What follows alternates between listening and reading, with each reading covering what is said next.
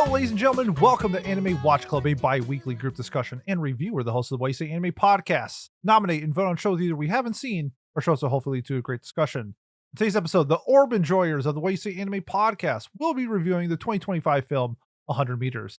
Let's meet today's racers. First up, her favorite emo band growing up was the Ready Set. We got Jolene. Jolene, how's it going? I'm doing pretty well as I can in Minneapolis currently. Ain't that the fucking truth? Okay, we're not gonna go down there. Next up, he's used to living his life a quarter mile at a time, but now he will do it 1/117.6 mile at a time. We got Kat. Kat, how's it going? Yeah, I'm chilling. I like the racing reference, but also, I'm sorry we had to give North Carolina had to give Minneapolis the bug that we got. I don't even know what that means. He's talking about ice. Yes, Like, Ice was in Charlotte at one point. Charlotte Now they're Durham in Minneapolis. So that's why I called him a bug, because there's a scourge on a fucking America. Anyway, okay. Our first moderator tonight, he ran track, so what he says tonight is pure facts. We got Miles. Miles, how's it going? it's going well. I was almost as fast as that sixth grader in the movie. Yo, which sixth grader though? Because there was a really fast sixth grader. The one that smoked the professional 100 meter time. Oh, yeah. And Pat. I know you guys won't believe it, but I once ran a 6-minute, 3-second mile way back in high school. It's my crowning achievement as a former soccer guy. But yeah, never. I probably couldn't even break 8 minutes now. We'll see though. I haven't done it, so I can't say I couldn't. And that's my relation to track. Thank you. If you need me to lift something, do it. Yeah, let's talk 100 meters or Hyakuemu. Is that close enough, Miles? Let's just say 100 meters. Hyaku is 100, and then Emu, I guess, is meters. But I don't know. I've always pronounced it Mitaru, but like whatever. It's a there we go. Well, it's actually 100 emus. Okay, yep, it's 100 because that's so. I don't know if you guys know this, but the original way the meter was defined was the average length of an emu, and so they would take 100 emus and just sort of line them up and run that race. That's true. And that was, I can't believe they didn't go into that, but they didn't. Okay. Yeah, there we go. Everyone comes to Watch Club for our historical and Japanese knowledge. So glad we got that out of the way at the start of the video. But yeah, so we're watching again. 100 meters. It aired in September of 2025, so relatively recent, at least at the time of recording. And yeah, it's done by Studio Rock and Roll Mountain, which has done one other movie for the same director as this movie. And yeah, genres of sports and drama sourced from a web manga. And let's do our first impressions and whether we'd recommend it or not. Miles, why don't you start? Yeah, to go to my very, very first impression, and this is going to be the most nitpicky thing that anyone has ever nitpicked, but the Greeks didn't run 100 meters or anything kind of close to that. Their shortest race was a stadia. It was around 200 meters. With that being said, sorry. This was a fun movie. I definitely would recommend it. I think it has its flaws, but like the flaws are the sort of thing where it's like, oh, I really wish this was a show so that I could get more of this, and like have some stuff maybe a little better explained or whatever. I feel like, that was like, that's going to be my main issue with this, is that I wish they had like spread out everything that they managed to pack in here. But production was awesome. The races and like the stylization and everything was awesome. The characters were really good. If I had to compare this to anything, I would compare it to like, what if you took all of ping pong and like shoved it into a movie? That's kind of like what this is. And at the end of the day, that's still good. Even if it's like, the worst ping pong is still a very good thing to watch. So I would absolutely recommend this. There you go. All right, Kat, how about you? Yeah, I really enjoyed this. I really enjoyed it. First impressions of it were that this really did remind me a lot of ping pong. but how do I put it? It felt less kind of standoffish with some of the characters, where like Ping Pong, you could tell that like there were some characters that were meant to be heels. This one didn't feel quite like that. It felt like all the characters felt like they were competing against each other, but just competing, not like competing and had a true like bad faith rivalry. I see what you're saying. Yeah, like they didn't like hate each other in any capacity or dislike. No, there was no dislike between even the people that were rivals with each other. At least that was shown or explicitly shown. Is that more what you're starting or what you're trying to say? Yeah. Okay. Would you recommend it? Oh yeah. Sorry, I'm just getting off of a sinus infection, so my brain is cooked right now. You're good. All right. Pete, what about you? So second time watching it through, I saw the first time in theaters. It was one of those ones, kind of like Zombieland Saga. It was in theaters for like a day or two, and when I went, there was like 3 people there, so it was kind of a really boring movie going experience. We had more people in our Discord watch party than the theater, so that made up for it a lot. It is really funny. I mean, coming into this, I'm a huge fan of Orb. Like, Orb is a top 3 anime of 2025. So coming into this, insanely high expectations. And I think it delivered. I think more so on the production side than, say, like the writing side. But for an hour and 46 minute movie, this felt like 30 minutes. Like, it was a lot of fun. The pacing between like each race I thought was like really well done. It gave us enough context and enough relationship building to sort of understand like the focal points of everything, but still delivering on high quality 100-meter racing. So yeah, I would absolutely recommend this. If for some reason it comes back to theaters, I would say I think that this movie is better in a theater going experience. I think that there's a lot of elements that really encapsulate what this story is. If you have a high quality theater with a screen and sound, especially the sound, having good speakers, I think will elevate this story a lot. So yeah, I would highly recommend this. 2 thumbs up. Very interesting. Yeah, I kind of disagree with the movie theater part, but we can talk about that later. Really? From my experience, yeah. Well, I can reference it in my opening thoughts, but first, Jolene, why don't you go next? Yeah, I'm obviously coming off of this also as a huge fan of Orb. I did a whole podcast series on Orb where we talked about both the anime and the manga at the not at the same time, but in the same series. So we did I've done quite a lot of deep diving into this author's work, and I gotta say that this really lived up to the hype. I'm glad that Orb was such a smashing success that it could really sort of revive this, because this was made before Orb and was considered a bit of like a dead project where it's not super long. It wasn't really thought that it was ever going to get like an anime or something like that. And the success of Orb and people realizing how brilliant this young author is what allowed this to happen. And it lived up to the hype fully for me, honestly. I think that this is something where if you like sports movies where it goes into like the psychology of being an athlete, like that, and the drive to win and why you do something like an F1 or a Challengers or something like that, to name recent films. I think that you're going to really love this. And it's only enhanced by the fact that it has an incredible soundtrack and amazing animation. Like, the rotoscoping in this is so good that it looks realistic despite being animated. Like, even though it's very clearly stylized, it still feels like it's alive. And at the end of the day, that's like the definition of Sakuga. So highly recommend this. 2 thumbs up for me as well. Yeah, I've heard both of you reference Orb now. I didn't see that when I was looking at this director's credits, at least on Mal. The author. The author of the manga, yeah. It is Orb. Okay, because I was trying to figure that out, because I feel like I heard people reference that earlier too. Okay, that makes sense. That's pretty cool then, that Orb probably did get this, like you said, revived or made because or at least looked at by the producers or by a director. Because this director doesn't seem like he's done much else other than this movie.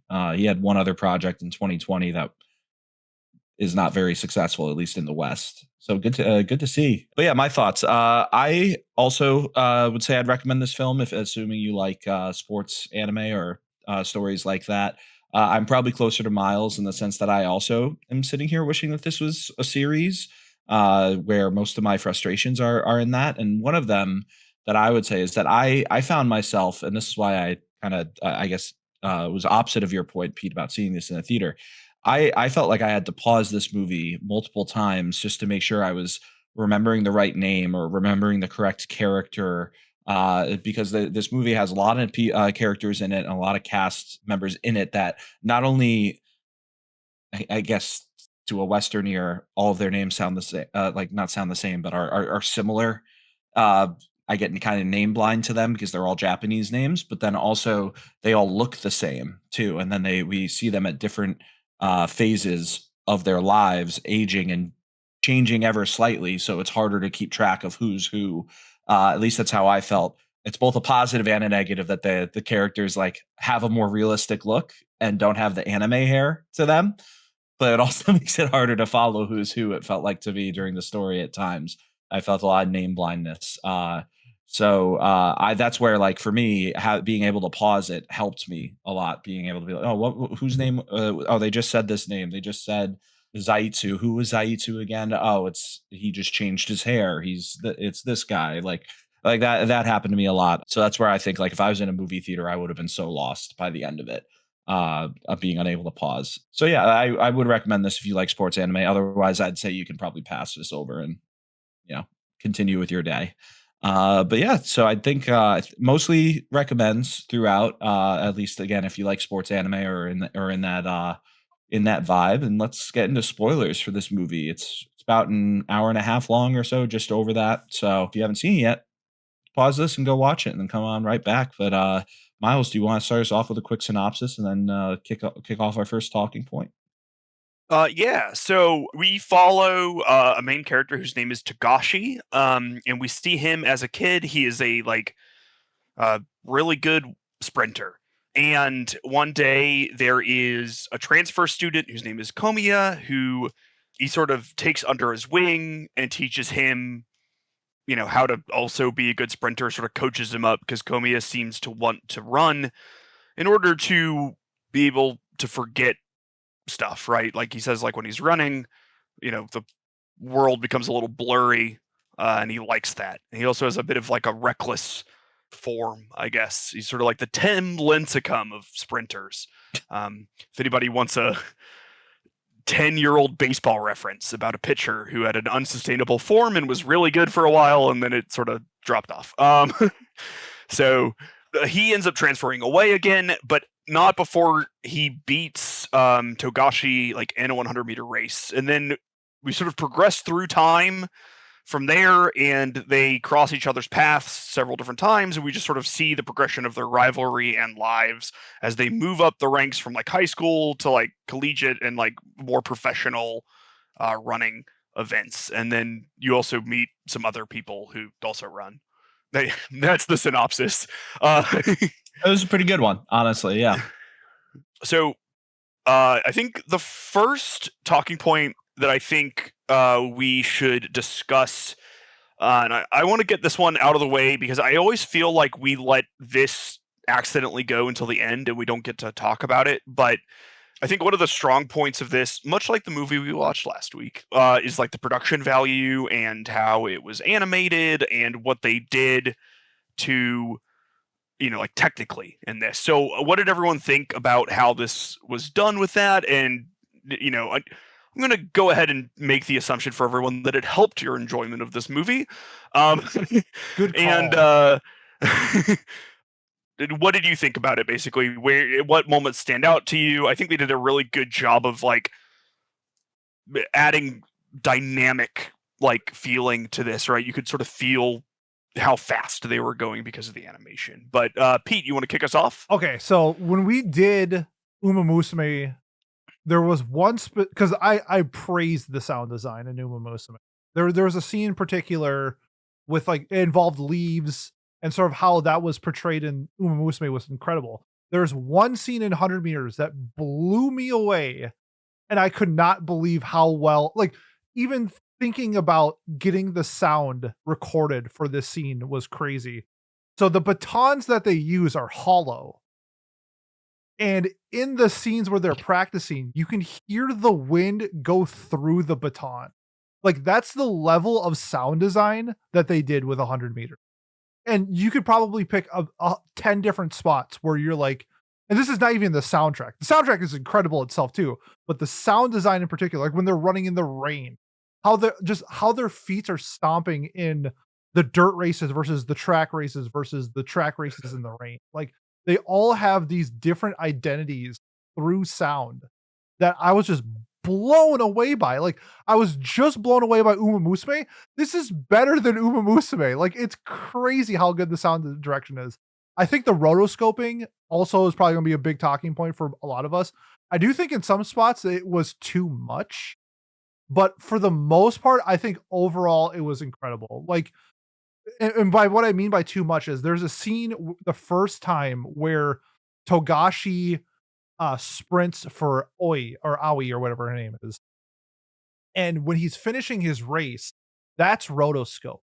So his actual running isn't rotoscope, but when he finishes it, it does. I thought that was a great use of the rotoscope. And then I do think that towards the end with the rain race, I thought that was a little too much rotoscoped, and it kind of was like way too much on the screen. So I would say overall the production value in this movie was incredible. I thought it was a little much at some points, but I would say 97% of the time it was an elite level production. Kat, what you got? So I really enjoyed this movie when it wasn't rotoscoped, but I actually didn't enjoy most of. I think I enjoyed about 40% of the rotoscoping in this movie. Is kind of my opinion on it, because like, so in moments where like, you know, they're running, like that's done really, really well, and it blends really well with like the backgrounds. But those moments where it's setting up the scene, like the last race that they have, and it's doing this long rotoscoping moment, and you can see like all of everybody's getting set up, and it's like really, really cool. But then in the back, I could tell that if, you know, I had motion sickness, I would feel awful. And it just makes my brain kind of fuzzy, I guess, like trying to process stuff like that, especially in moments where like the one that I enjoyed the least was the moment where I think it's Togashi. I think he breaks down in front of the two kids. Like that. That was relatable. That was relatable. What are you saying? Like, I just kind of looked at that and I was like, okay, I get the emotional like moment of that, but like this didn't need to be rotoscoped. Second of all, rotoscoping this just feels off. Like, it feels off. It makes me feel uncomfortable, and it's not like the uncomfortable I don't think it's the uncomfortable that I think the director is trying to make me feel. It's because I don't necessarily think that he's trying to make me feel uncomfortable in that moment anyway. I think he's trying to make me feel for the character personally. But the rotoscoping just made it feel off, and other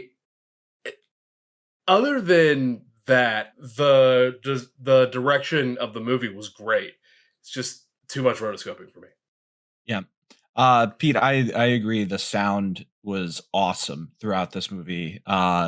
Like the rain scene was so awesome. I think that was probably my favorite scene in the movie in terms of like production in general. I agree with you, Kat, that the rotoscoping was very hit or miss for me. It was distracting to me, I think is probably the best way for me to put it at points where I was just like, that's That's not how human body. Like, I know it is like technically modeled off of a human body, it but literally like, is a human doing those movements. but like they were exaggerated movements. No, they weren't. Moments. Like they're literally filmed, motion captured.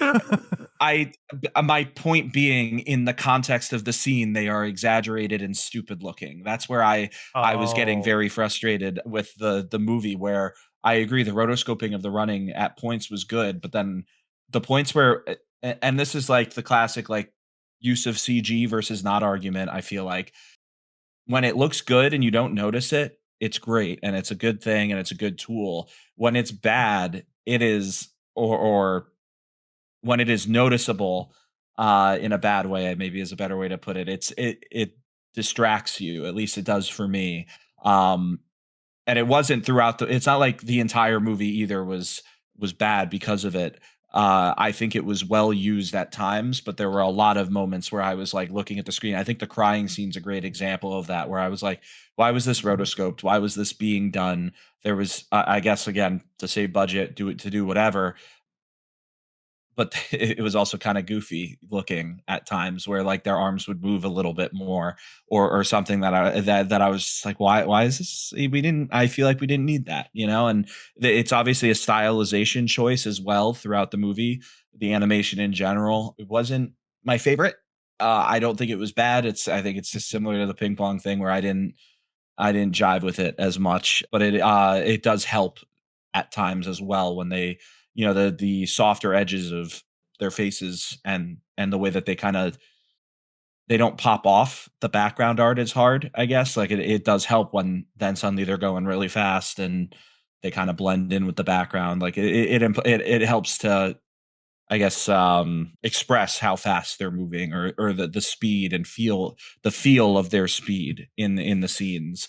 So there's goods and bads or pros and cons to what they were doing with the art. I just wasn't a huge the rotoscope. I think Kat, your number, like I think you said 40%. Like that's, I don't know if that's exactly a number I would have come up with, but there were certainly a lot of moments. There were several moments throughout the movie where I was like, what is this?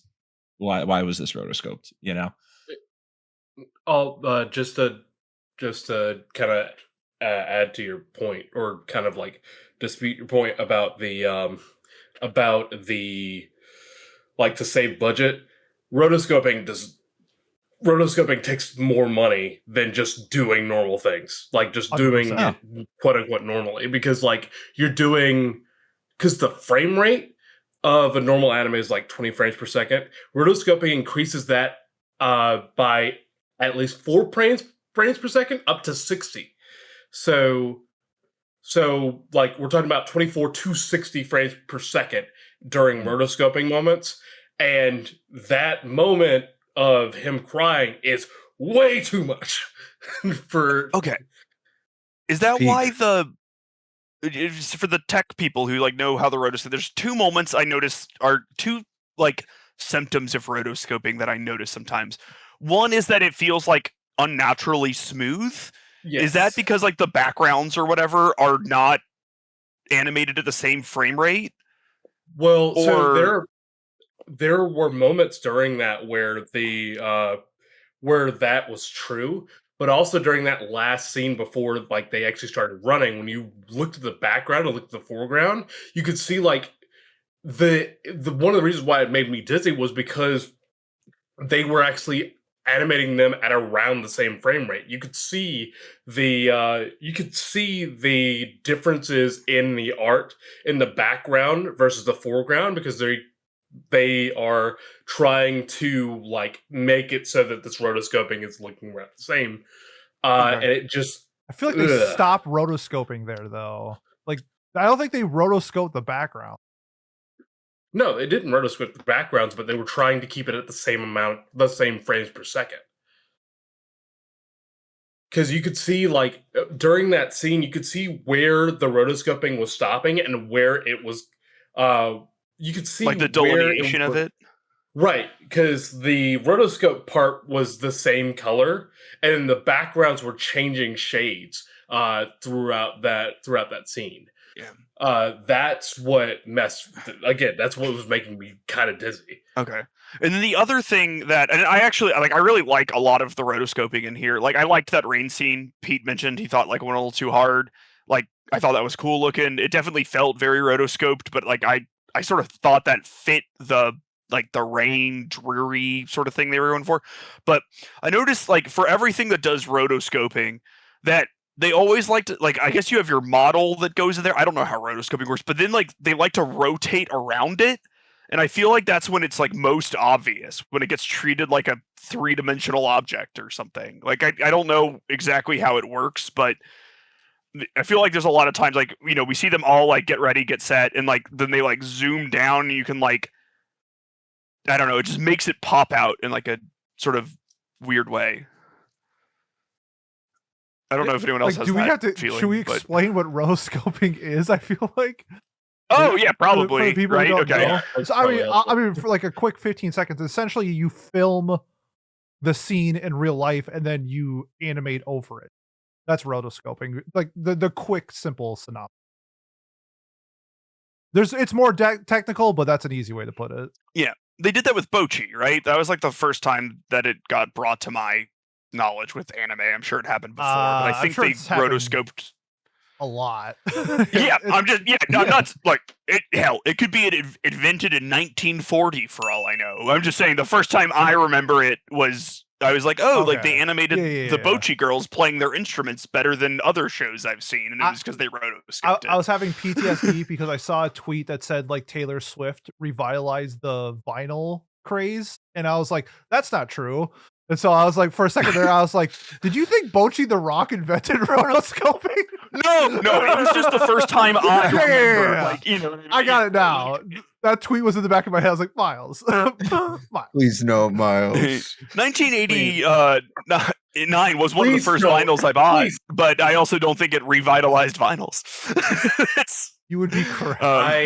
I just have to say obligatorily that, you know, it's very fun that one of your favorite artists is a chronically online terrible person. Cool. There are worse people out there, but I'm not going to disagree. Like, it's you could do worse than her. You could do worse, but it's also Taylor Swift. It's you know, the song about Travis Kelce's penis was a little much for me, but you know, it's okay. The song about a fake beef between her and Charlie XCX was something else too. I don't know. I don't like Charlie XCX's one song. Sue me. I didn't have a brat summer. Was that her? It was. Yeah. It should be canceled. I don't care. I love it. Nice, Pat. Anybody? Thank you, Pete. Thank you. Somebody heard me. Okay. Good Thank you. That's her other song, Miles. So there's two songs. Oh, that's the one song I'm in. I don't know any songs off of Brat. I just know people liked the album. It's incredible. It is an incredible album. It is. I'm sure it's fine. No, it's incredible. I will not let you slander Brat. Based. That was last summer. We're on. Was that only last summer? No, it was last summer, wasn't it? Well, technically, yeah, it was 2 summers ago. Okay. If we're counting the next okay, good. I was like, oh my God, time is really. Anyways, more things to discuss. I would like to discuss. I'm gonna spring this on you guys. This is a conversation topic that I had that no one mentioned, and I didn't mention in our thread. So, haha. So the main part of this is the rivalry between like Togashi and Komiya. It's sort of the centerpiece of this. I want to know how you guys think they did on like sort of displaying that and emphasizing it, focusing on it, because I think to me it was, I don't know. Sometimes it felt like it maybe lost the focus on that a little bit, and I was pretty interested in it because I think the sort of the natural who trains someone up and they end up being better than them is like a very interesting dynamic, but we didn't really get to see them race like officially kind of ever until the very end. So what did you guys think about that? Did you like the dynamic? Did you wish you got a little more? Do you think we got enough? You want less? Who knows? What do you guys think there? Yeah, I can go there. I wish we did get more of it because I thought that they were the two main characters, and it felt I talked about it a little bit in my opening thoughts, but I think that this show suffered a lot, or show, this movie that I wish was a show suffered a lot from cast bloat, where through like I wanted more of Komiya and Togashi, which I guess again it's intentional that he like moves away and isn't part of the main part of Togashi's life of growing up and like moving up the ranks or whatever. But like you said, like we don't see them race until the end, and even at the end there, he's injured. Togashi is injured, so we didn't actually ever get to see them truly race and face off against each other at full strength, which is I don't know, disappointing to me. And I guess that was it goes along with the broader message of the movie, you know, of like sometimes you don't, or one of the messages in the movie, I should say, you know, sometimes you don't get to see the finish line, or you don't get to win, you don't get to reach that. You know, only one person wins and everyone else is a loser. That kind of like there were a lot of conversations that they had. I'm sure we'll talk more about specific themes later on that we liked, but that's where I was at with it, where I wish we focused more on. We did focus a lot on Togashi and his involvement with all the other characters, but Komiya, I guess we didn't see him until the end again. We saw him in Togashi's thoughts, I suppose, but yeah, Pete, what have you got? I think it's how you view Togashi as a racer, because I think that what the show does, or the movie does a really good job at is, I think it's pretty clear that Togashi is like the fourth best racer. I think it's very clear that they make it so that he is not the best racer unless it's the first 15 minutes of the show. Like it's clear that at the adult stage, the two prominent racers are Komiya and Zatsu. And Zatsu is at like his end. Actually, they all are essentially. So I just want to say like how we didn't need a race between the two, because I think it's very clear that the movie makes it so that Togashi is an elite runner, but he is not the best. So I would say I never really needed like a final race from them. And then going back to them as the main leads, I think how they structured Komiya's character is like the real focal point and why it's great. Because I think a lot of times in sports shows, we get this where it's like, I have to defeat the rival. I have to be better than him.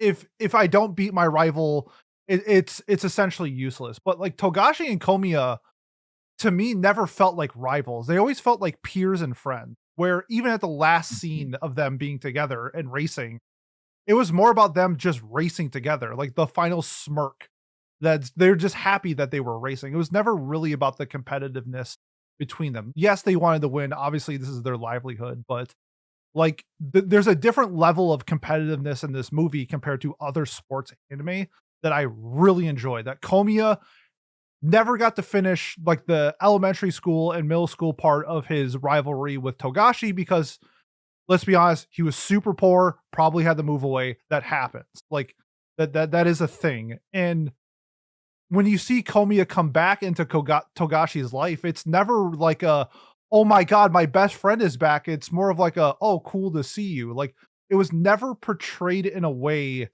that I thought that they were like blood brothers or something like that, or heated rivals, pun intended. But yeah, but it's just like, it's a friendly peer rivalry. It's just two people who, I don't know. I would compare it to like going to like you go play like pickup basketball or something like that, and you're the fourth best player, and someone on the other team is like the second best player. It's just cool that you're playing against people of your skill level. Like it never had to be more than, and I think that was a refreshing take on sports anime. Like it was never more about them. It was just about themselves and running and sort of everything else that went with it. And it didn't need to be more, and it didn't. And I really appreciated that in the story. Yep, I agree with you on that, Pete. I like the way that it was portrayed. It felt like a reverse ping pong to me, almost, where ping pong was like about like, man, you don't really even have the juice like that. You ought to just quit trying or just enjoy yourself and not take it too seriously. This was like you might not have the juice for it, but you should still try anyway. Maybe you can like get through with and just make it your reality. Like Kaido's whole speech that he gives about how if I can't win in this reality, I'll break through reality and get to one where I can. Like that's basically what Komiya did, more or less, with like he was disadvantaged compared to everybody else in terms of like getting a late start. He was slow to begin with, like he wasn't anything special, but he got there through like hard work and the Mamba mentality, basically. He hates his home life so much, he just literally runs from his problems all the time. Yeah. And I think that the last race is really like a great show of that, because like it shows, you have to think of it almost in a way like whenever you're racing somebody, you're not necessarily like, you're kind of just like having to focus on what's in front of you in a way. Like you guys are side by side with each other, but that doesn't necessarily mean like you're impacting each other or anything like that, besides for being something to measure yourself against. And I think that that's more or less what they're trying to, like, their life is basically them racing by each other without being able to interact. You're not going to stop and talk to somebody while you're racing them.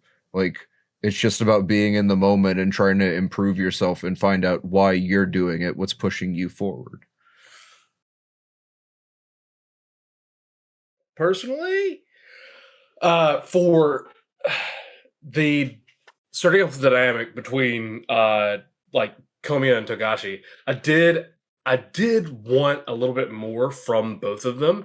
Well, specifically Komiya, I wanted to like kind of get a little bit more into his head, like with how he was racing, kind of creating a little bit of a kind of like a through line between like Kaido and Komiya, because it feels like they're meant to be some sort of like the next generation. Like Komiya is supposed to be the next generation's Kaido type of thing.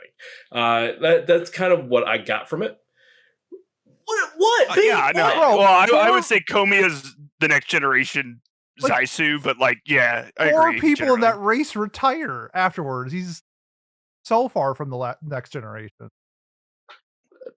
Do we know Komiya retires though? We know Komiya has the leg. They're aging out. Yeah, they're all aging out. That's the whole, because like Togashi's like, oh, you're gonna be a coach now. That's what you do when you're done racing. You coach.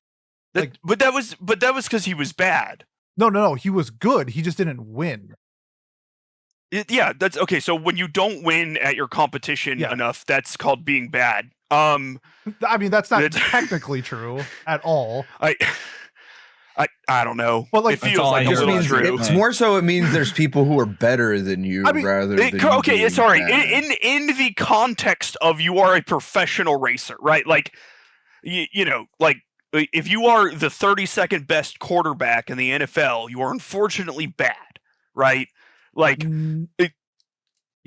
mean, that's what I said. I understand that you are like you're the 32nd best quarterback in the world. Togashi wins a prelim to make it to the finals. He is one of the best racers in Japan.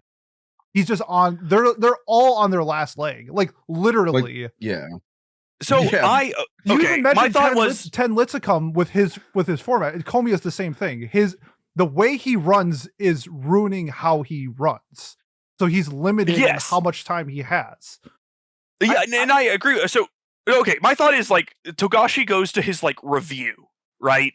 And they're like, we're going to keep you being sponsored by, you know, whatever we are, you know, whatever running company we are. But you barely made the cut, right? And then he like pulls a hammy or something, which is like he gets like a very treatable injury that will cause him to miss one race. 1 year. And is it a year? A year. I think it's a race. No, it's a I think year. it's a single race. It's the last race of the season. Because the last race is coming up and he wants to participate in it.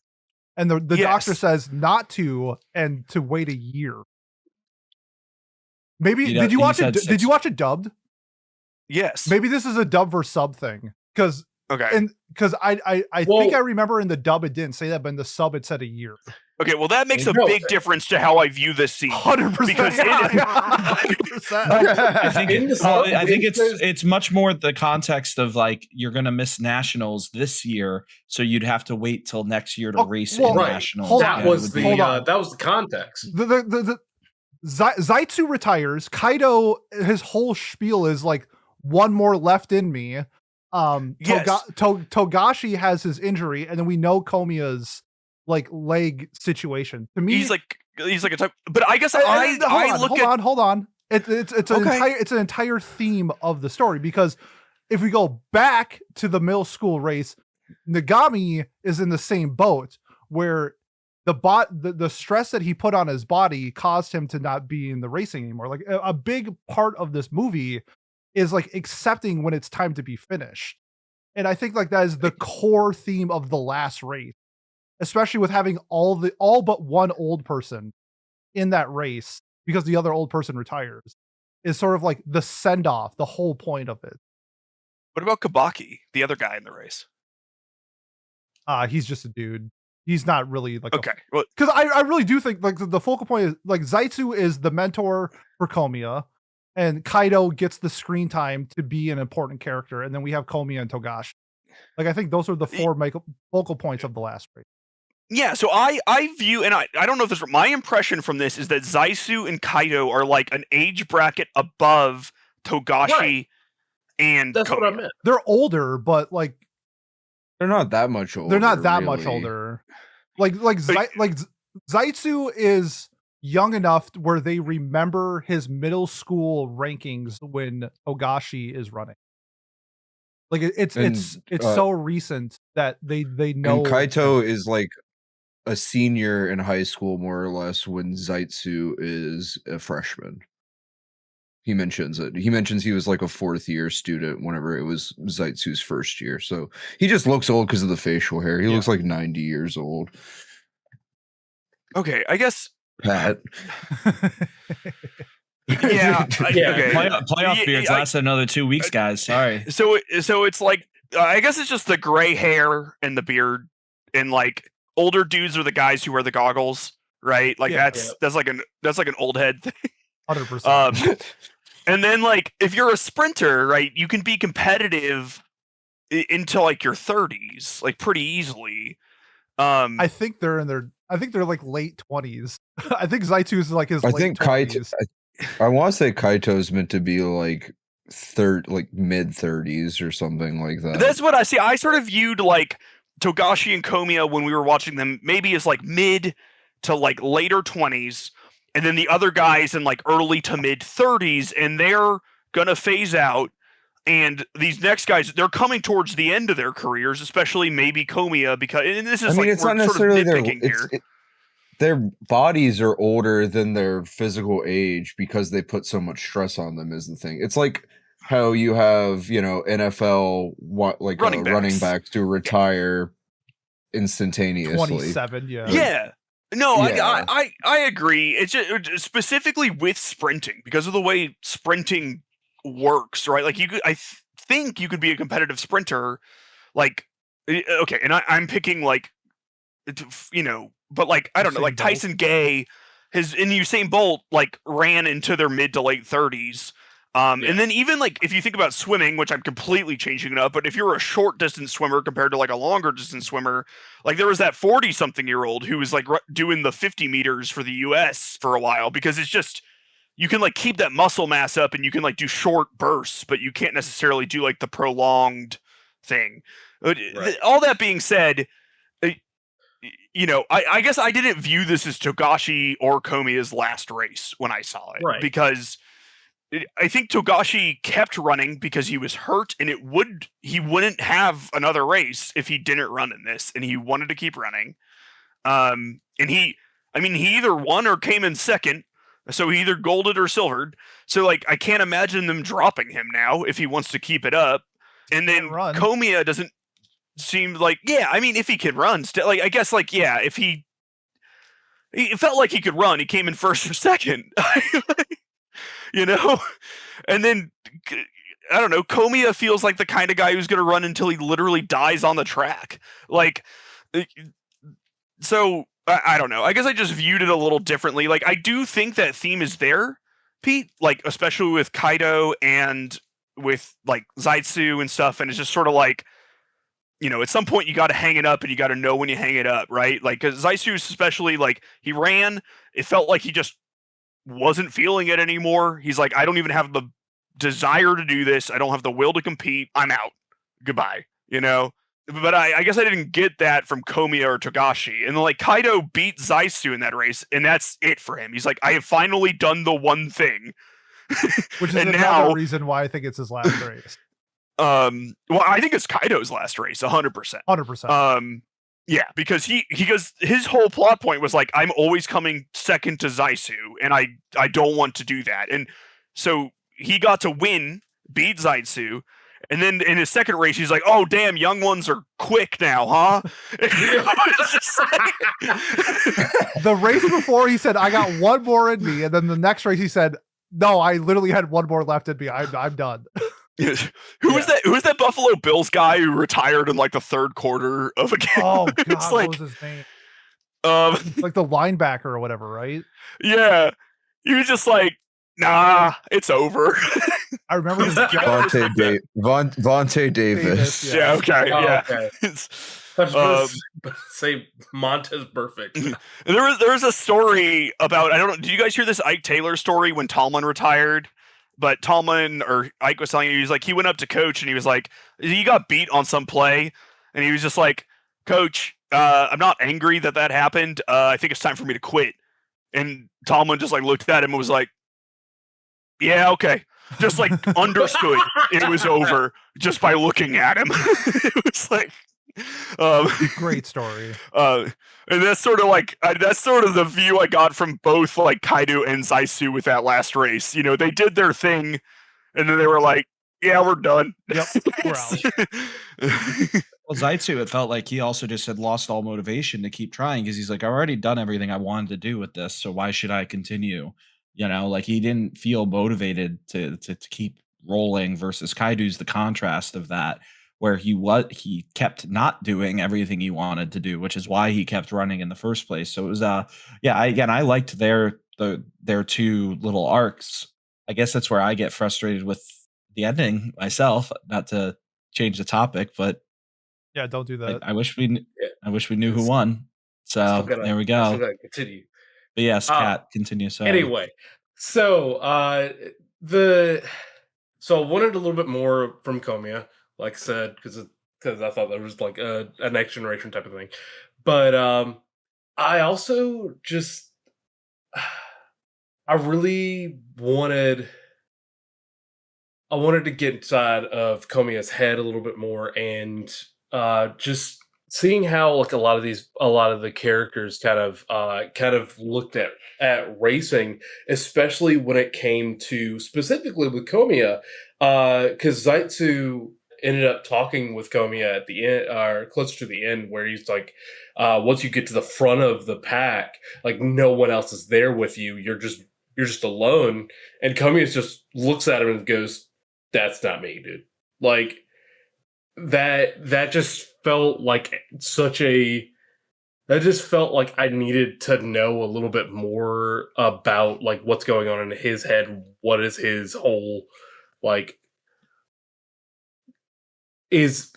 I needed confirmation, I guess. Like I have my theories, but like, because like I think it's like a genuine, I like racing against the people that I've been racing with for all these years. You just raced because you were winning.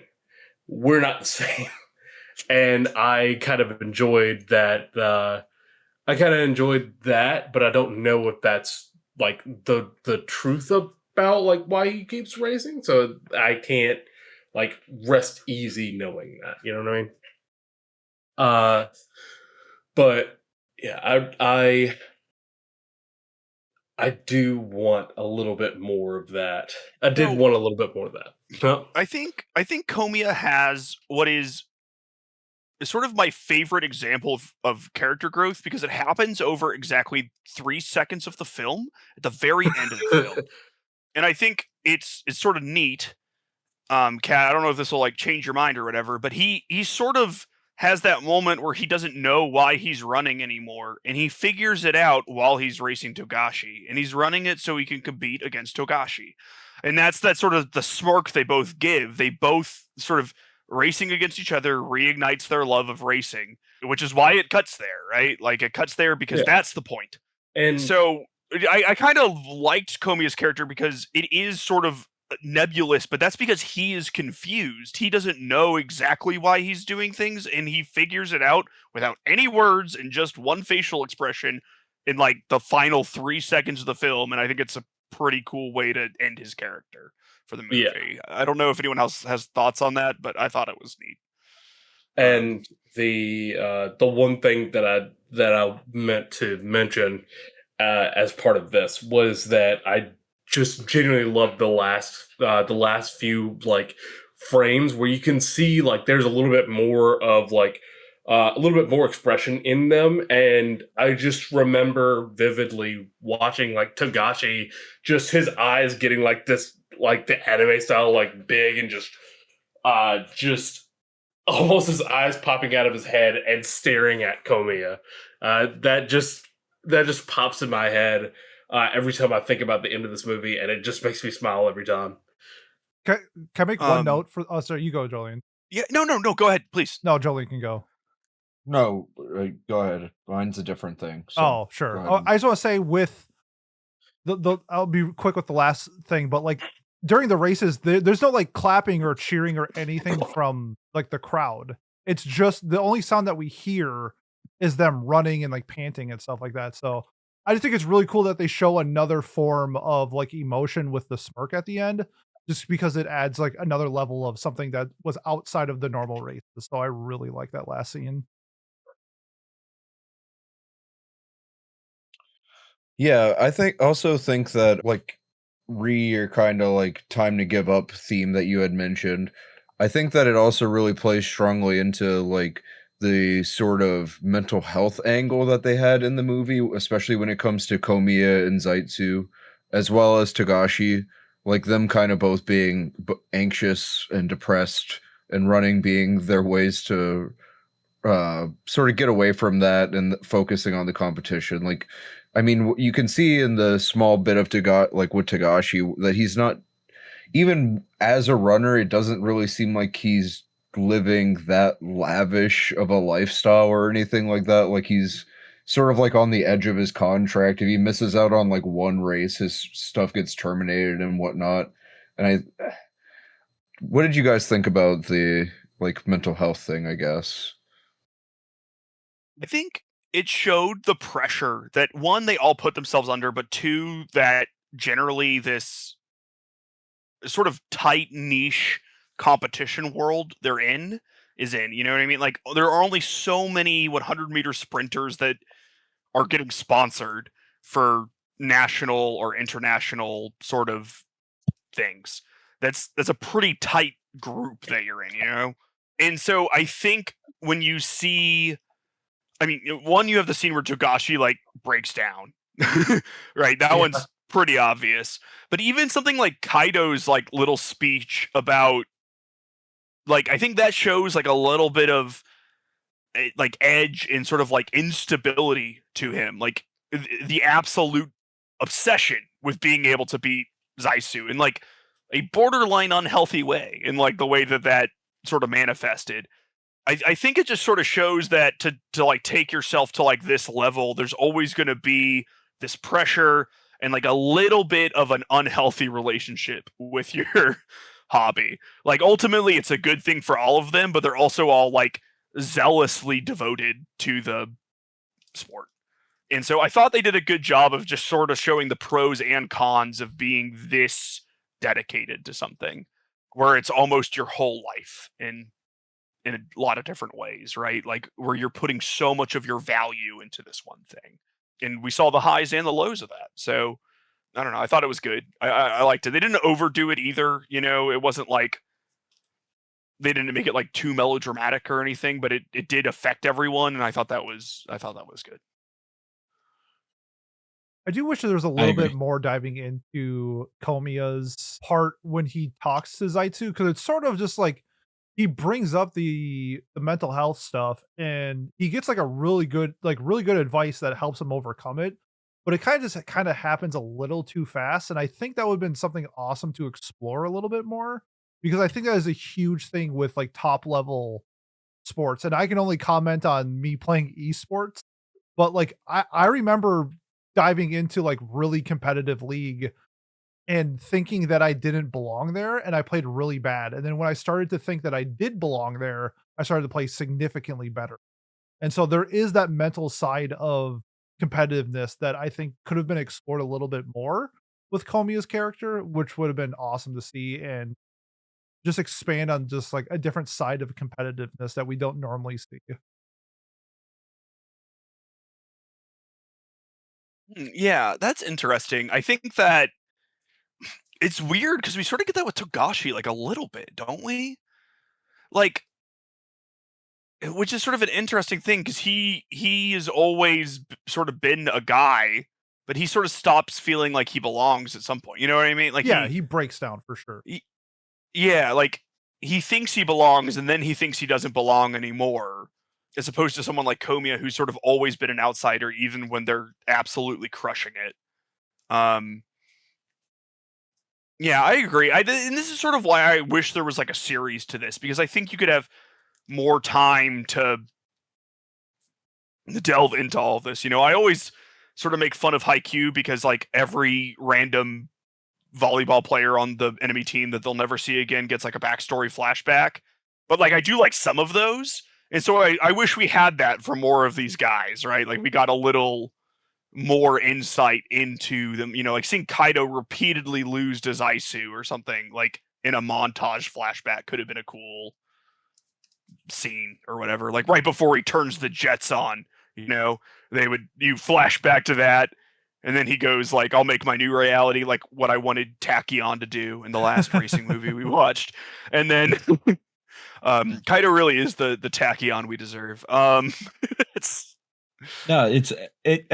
like you said, a series not only allows you to do that, but also just expand a little more on the characters and lets us have more time with these characters to explore those mental health things that everyone has been bringing up the last 10 minutes too. That I do think like that scene where Zaitsu's talking to Komiya in his class is really important to the movie, and I think it's really well done. But like you said, Pete, I do think it kind of just zooms right through it, and then it's like, oh, okay, yeah, that is it, and then moves on rather than like we could have gotten an arc around that or something.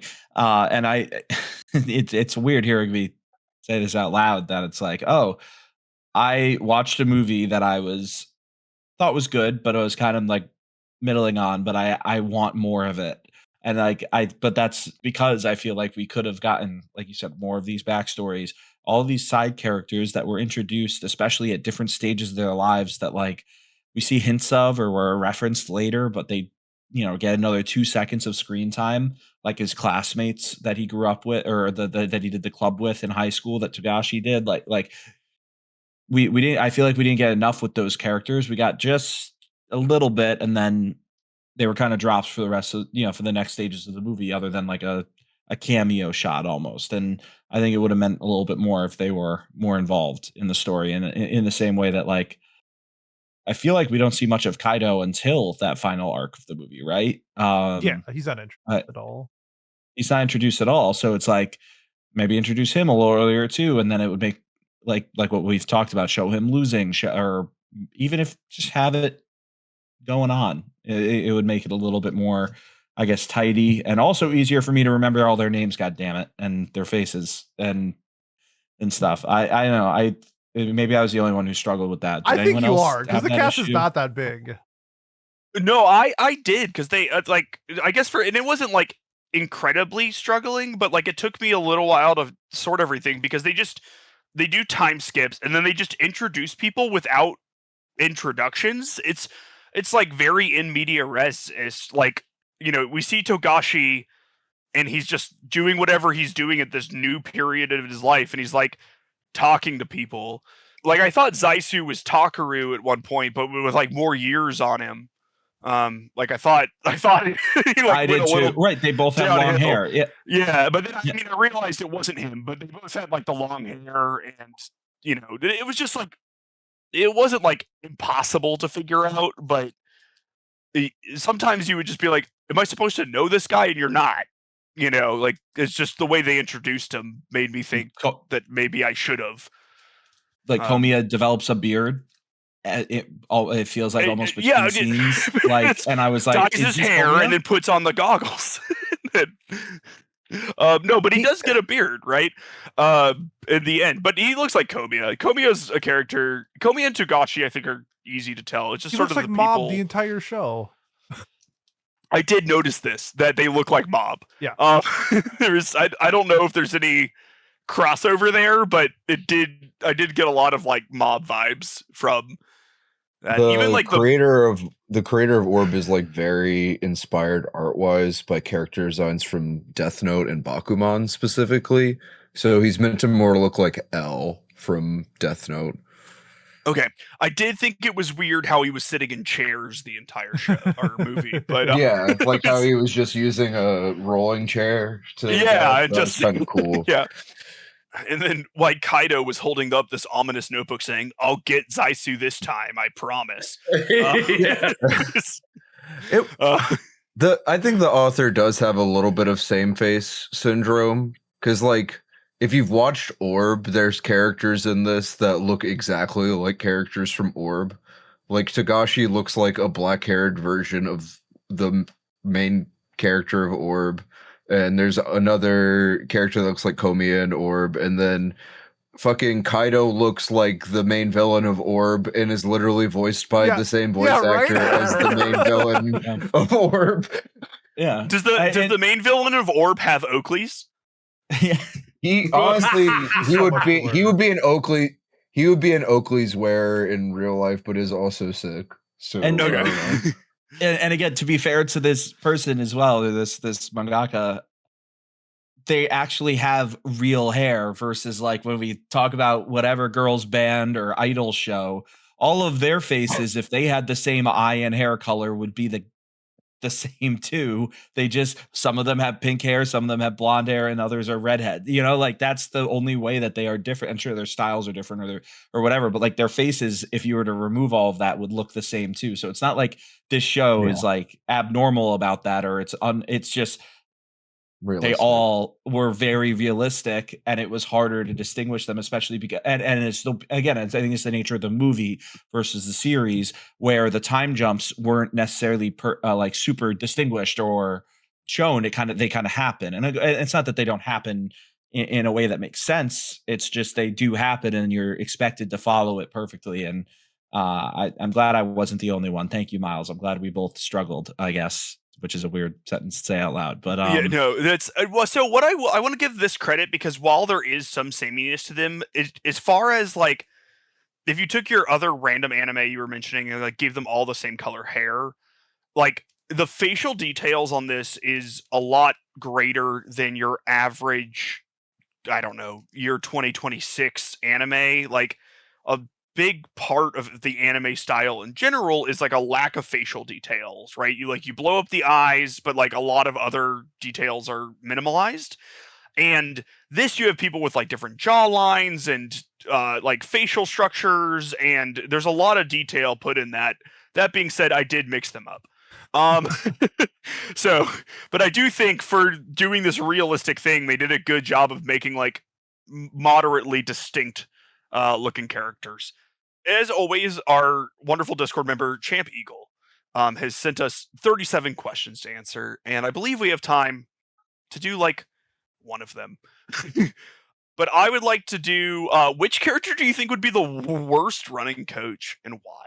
Because I think that's just sort of fun given this. I think we all might have the same answer, so I'll go last so I can try to switch it up if other people have the same one. Is there anyone who wants to go? It's Komiya. Okay, yep, that's the correct answer. Because he'd be like, "Oh, this will destroy your knees, but it makes you go 1 second faster. Do it. Keep doing it. Just go for it. Winning 2 Cy Youngs is worth destroying your elbow." Yeah. Elbows are temporary. Cy Youngs are forever. Yeah, just get Tommy Johns and wait 18 months. You're fine. Rub some dirt on it. That's literally the argument that the movie makes, by the way, too, that legacy is forever, right? So, Jolene, you're completely correct about that. The movie literally comes out and says that about like Komiya dying, or not dying, but like killing. Dies on the track. Oh my God. Well, his legs suffering or his career dying is where I think where my brain was going there. Yeah, I don't know. I mean, and not only did Lincecum get 2 Cy Youngs, but he also got like a boatload of money and will never have to work again a day in his life. So, you know, there's also that aspect of it too, you know, so it might be worth it. He might be a good coach because he could teach you to make bank. Although who knows Or if destroy your legs probably and still lose. if I can walk, as long as I could still walk, I would be a track star if it meant I got that much money and then ended up not being able to run again. I don't think they're rich. I don't know. I was thinking of Ace Hood when they passed the track star, but you know. Damn, Ace Hood, what a callback. I need to look this up. Miles, the perpetual ball knower, by the way. I woke up in a new Bugatti. Oh, I do not look like Ace Hood. No. There's a No, thing you about look more like a white rapper. Correct. What a good from a MAGA crowd. Jelly roll. If any of you say Action Bronson, I will. I didn't say that. Yeah. Thanks for warning me before I did it. It's not my fault that I've got a beard that's the same color as him, even though my hair is a completely different color. You know, I blame Drake May for why I still have this beard. That's all I'm going to say. And yeah, I guess we all agree. I don't. He was not very good. He was more than good enough and did his job, and also executed several key plays that helped us win the game in all 3 games. So yeah, let's move on from that.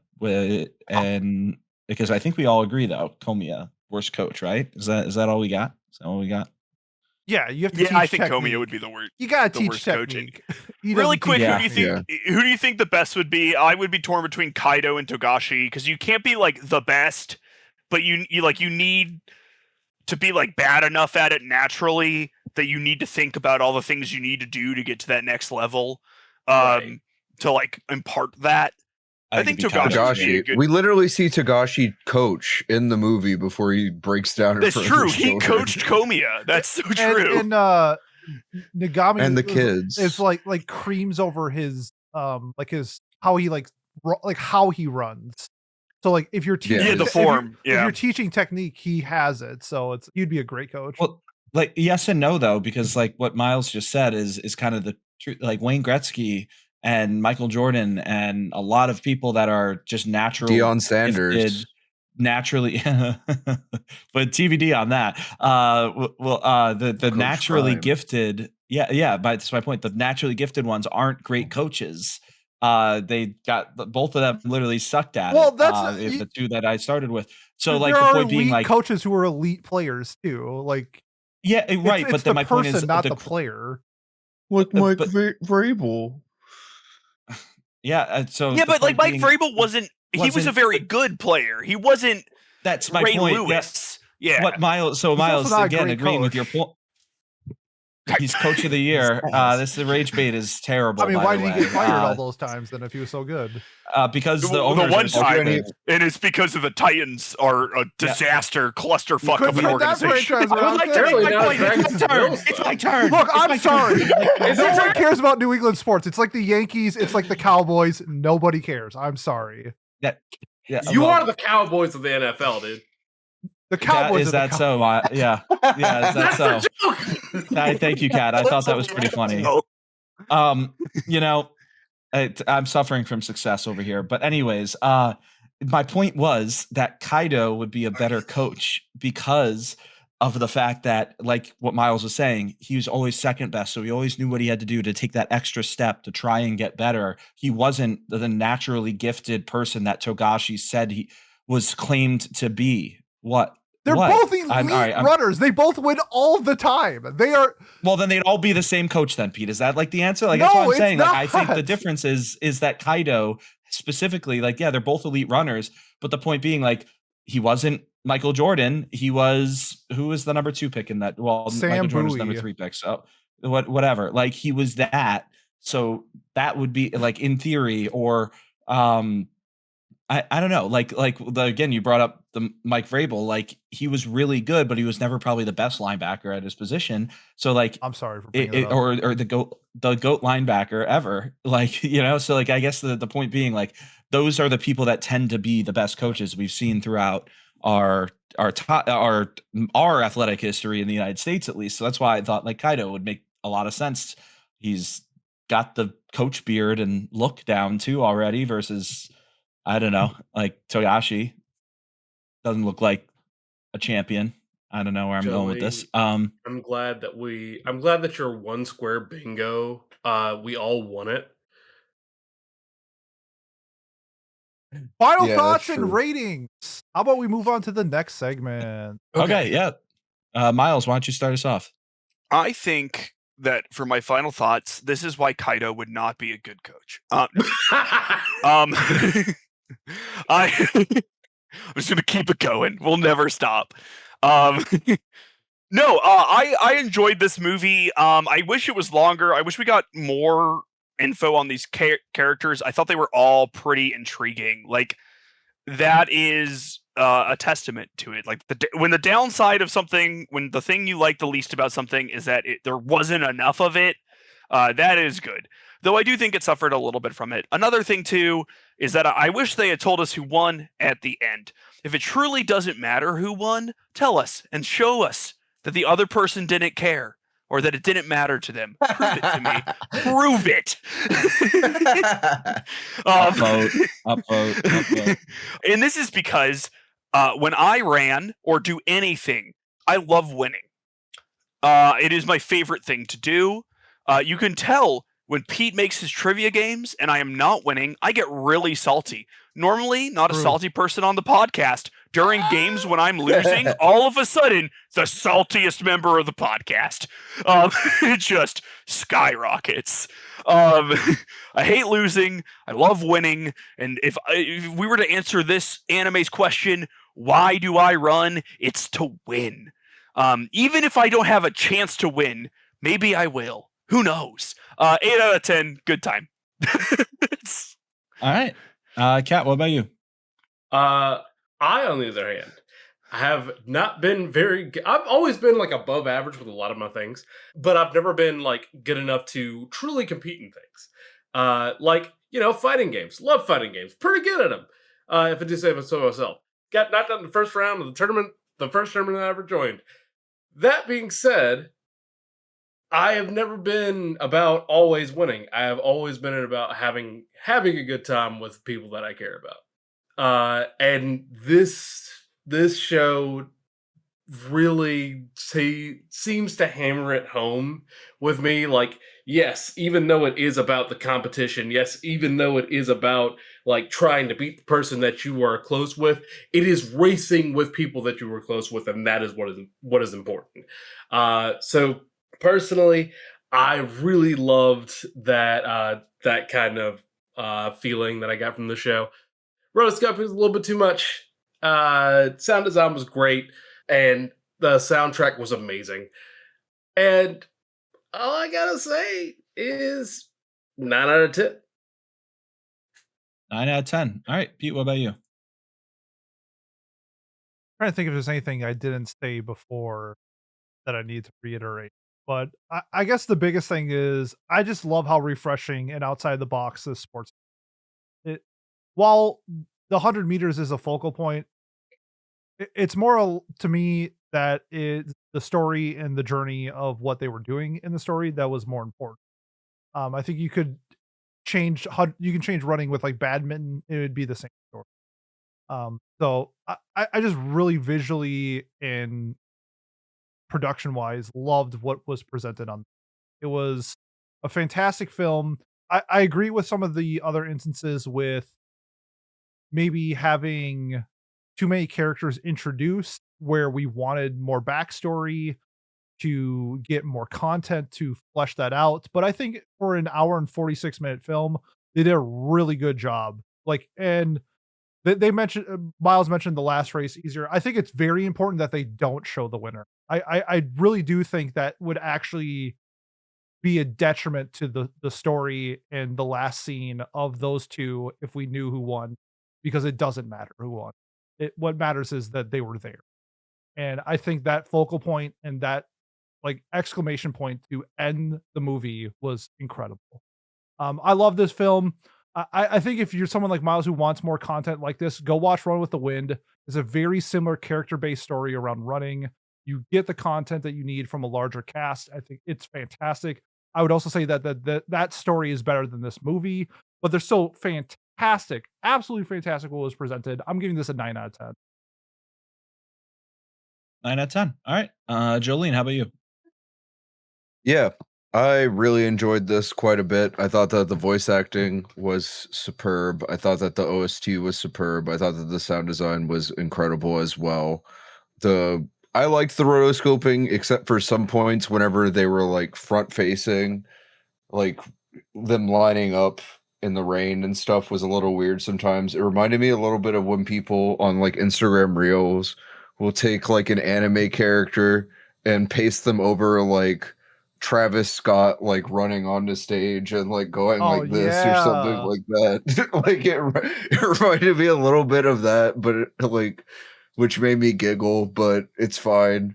I thought that just the overall themes of this were very well done. I do wish that I think we could have probably gotten a little bit more out of the series, out of it being a series, but I also do think that it was kind of in a weird spot in terms of like how much source material was available in terms of like it might have felt a little bit too stretched out if it was a series, like a 12 episode series or something like that. But overall, this is up there with like ping pong for me as far as sports stuff goes. I love it. It's also a 9 out of 10 for me. Alrighty.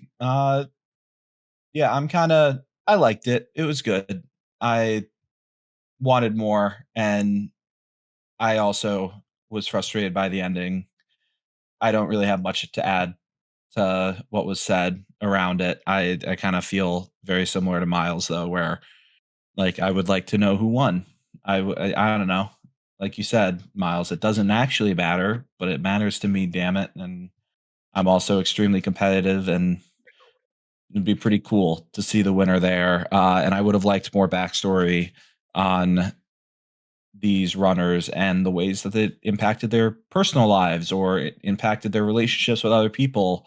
And I think we could have gotten that with more of a focus on either the main four that we've kind of talked about the most in that, or even more so focused on just the main two to some degree, or with with the other secondary and tertiary characters getting a little bit less screen time. So for me, I think that this is a 7 out of 10. I don't really think it did anything better than any of the other sports anime that we've watched that I really liked, like ping pong. What did we watch a few weeks ago? My brain's blanking on it. No, not that. Medalist. Medalist. Thank you. Yes, medalist. Nice try with the. I mean, we did on me, watch it. We've done. No, we did. We did. You're right. But sports shows in a row, I believe. So yeah, we have, haven't we? It's like my favorite genre too. So, but I do think like this. It's where again, I would have enjoyed this in like what you said, Jolene. I agree. If there's not enough source material, even like a 7 or 8 episode, not that would ever happen, like anime season would have been really great for this. I think I would have enjoyed it a little bit more in that format. But yeah, so with my score added to the total, we end up with an average score of an 8.4, which is pretty damn good, guys. Well done. We got 0.05 above the Mal score of an 8.35, which is about as close as we can get without the Mal score changing itself. And yeah, I guess that wraps up our discussion of 100 meters. And Miles, you have what we picked for Miles Week, which was not happened yet. This is for Jolene's week, which was all shows that are Jolene's 20 week. years older. I'm getting ahead of myself. Yes. I do have our voting for that. In third place, we had Angel Egg. My first place vote. Sad it didn't win, but alas. In second, we had Kino's Journey. And in first, we are watching Black Lagoon. Nice. So that is what we will be watching, which is exciting. There were a lot of good options this week. So I'm very excited for it. I thought this is like the Toonami show, it feels, or one of them. So I'm very curious to see how it's aged, as I guess we would see with all shows in Unk Week and Unk and Auntie Week. But yeah, there we go. Jolene, are you happy with where we ended up, I guess, for your themed week? Yeah, Black Lagoon's not bad. There's a lot of hot women in that. I was gonna I don't know how it'll work, but looking at the lady on the cover, that's enough for me. That's There's a lot of evil women in it too, Miles. So, and honestly, they're all very mean. So, love to see it. Careful. There we go. But now we're going into Miles's week. Miles, what theme? Every did you show pick out must for have us? a mean lady. Yeah, that's what my pick was. It was like everyone needs to pick a show where I'm the only person who would think the woman was hot. No. No, what I picked was I wanted us all to pick shows that none of us had seen, and I had one stipulation that we couldn't nominate Cosmic Princess Kaguya because I knew Pete was going to do that. I really wasn't. I don't know. I'm not don't high on know. that movie. I'm not high on that movie at all. I don't know if anyone's seen it or not. It just came out, and I just didn't want that. I don't know. I wasn't looking for that. So that's fair. That was that. That being said, does anybody know what our highest rated Watch Club show is? Steins Gate. It is Steins Gate. Now, that author has written other things that have anime adaptations. We're watching They're Chaos all- Head. I'm going to nominate Chaos Head. Let's go. Which is supposed to be bad. I heard it's terrible. And I'm excited to see potentially see the differences between something they wrote that we think is just 10 out of 10, like one person gave it a 9, and then this, which is a 6.3 on Mal. So I'm going to nominate Chaos Head. Remember, it was like Invaders of Roku Joma or whatever we watched? Yes. It reminds me of that, but in the Steins Gate universe, I guess. Like, it doesn't make sense. Okay. It looks terrible. Is it more or less earnest? Because I feel like the one thing Invaders of Rokujima had going for it is that it knew that it was stupid. The only thing is, it might be worse because it looks like an ecchi harem, but it's not either. So that scares me. It makes me think it's. Oh, God. At least ecchi God. harems distract you with the ecchi and the harem. This really does. I don't know what this is going to do. I was gonna say this looks like a 2008 ecchi harem, and it apparently was made in 2008. It just isn't an ecchi or a harem. Yep, exactly. So. You got my vote. Yeah. All right. Let's go. All right, Kat, what about you?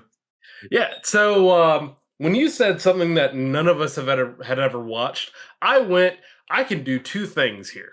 I can be some sort of data analyst and go through all of your mouths and just kind of and then go into my anime list and go into a sequel thing and make sure that none of your stuff, none of our stuff was up there, right? I didn't do that because I just got off of the sinus infection, and I was like, I'm gonna roll some die. So I rolled a d20 to determine the year. I rolled a 14, so it's 2014. And then I rolled a d4 to decide the season. But I forgot what I rolled. But whatever season you I rolled went to, a 3 because this is a summer 3. show that you were about to nominate. I already sent it to Miles because I'm not sure if I'm gonna be able to say this right. I'm nominating Sabagebu. Sabagebu. Sabagebu. Is that the basketball one or no? Like I said, no. This is the Survival Game Club. It also looks like a 2008 ecchi harem. It is neither. It's a cute girls doing cute things shoujo manga adaptation from summer 2014. Yep. Yeah, this synopsis looks incredible, so it might have my new vote. I'm sorry. The main character is preyed upon by a molester only to be rescued by a girl dual-wielding pistols. Sorry, that's tight as shit. Sorry, it's not just one. It's two guys. Revy from Black Lagoon is in this show, apparently. Bro. Actually, All it's right. 2 guns. That's pretty crazy. All right. Pete, what are you nominating? That's pretty cool. I'm gonna nominate a show that I think we would all enjoy because we all have some background in it, and I think it's really the only anime of its class to do esports. I'm gonna nominate The King's Avatar. King's Avatar. Yes, it's the only esports anime that I know of. Good esports. All right. What about Jolene, that one what about you? Ark and Worm? I would have to read it. Okay. I'm going to nominate something I think that we've all heard of and know a lot about, like, because it's rated pretty highly on Mal. It's currently ranked number 12,862.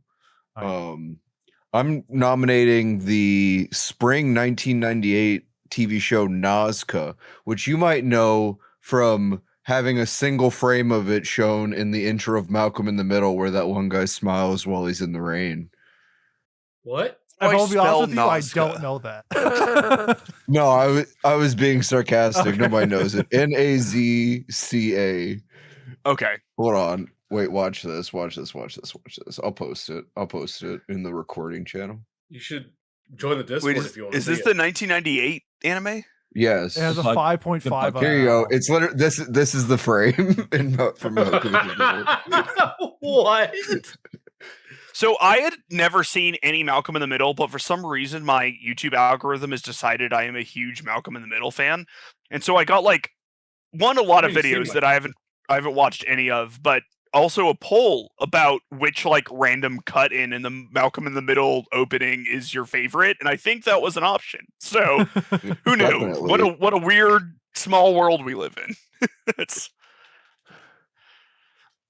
There we go. Alrighty. I will nominate Monster Strike Dead vs. Reloaded from this previous from the fall anime. Well, I don't have a choice at this point because I've been No, I'm not. No, this is okay. This is my favorite Pat nomination maybe of all time, because if you asked me to invent a title of an anime that you would hate, I would say Monster Strike Dead Reloaded or whatever it was. I just Dead vs. Reloaded, yes. I just started at the bottom of fall 2025 and scrolled up until I saw a show that wasn't a 2-core or wasn't something that we wouldn't be able to do, or a second season or whatever. So wait, so this isn't like an OVA or something? Because there's 400 Monster Strike. Wait. It looks like it's new. It's new. Other. It says, is a girl born after. You know what? I'm going to go ahead and say it doesn't matter, Pete. I'm gonna make a little prediction. I guess I'm more. Which Monster Strike am I looking at? Because if you type in Monster Strike, I'm doing Dead vs. Reloaded from fall 2025. All right, bet. Fuck it. We ball. There are no recommended. At this point, who cares? I want to go ahead and tell whoever is listening to this, if Monster Strike Dead vs. Reloaded wins, and you are a person who voted for it, I will donate $15 to the charity of your choice after it wins. So I unfortunately can't vote for it, Miles, but that's on me. I can't vote for this. It's such a tragedy. I was really hoping that this would win when I came into this episode. This was your secret first one you thought we would definitely snipe you for. Yeah, definitely. I just want to say that this is your best nomination. I agree. Thanks, for the guys. pure... This feels like an anime cat would be like, and of course we all know Monster Strike Dead vs. Reloaded, and no one's ever heard of it. The fact that it has 14 different iterations and I've never heard of it is kind of crazy.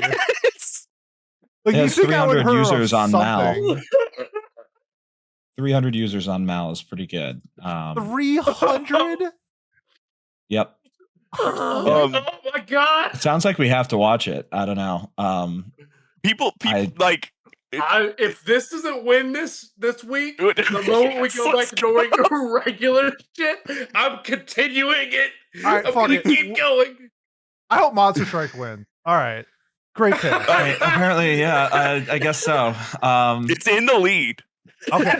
Yeah, that's great. But yeah, let's wrap up Watch Club. Thanks for listening. But or what, Pete? Sorry. No, I was gonna say, for our time and for the listeners' time, I think it's time to say goodbye. So if you have made it this far and you want to support us, the best way to do so: like, comment, subscribe, leave a review on whatever platform you're watching or listening to us on. Next week is Anime of the Year already. That's crazy. So by the time this episode comes out, voting will be done. So hopefully you voted. And then we'll find out who the winners are. Otherwise, in 2 weeks, if you are here for Watch Club, we will see you for Black Lagoon. Thanks, and we will see you next time. Peace. Bye-bye.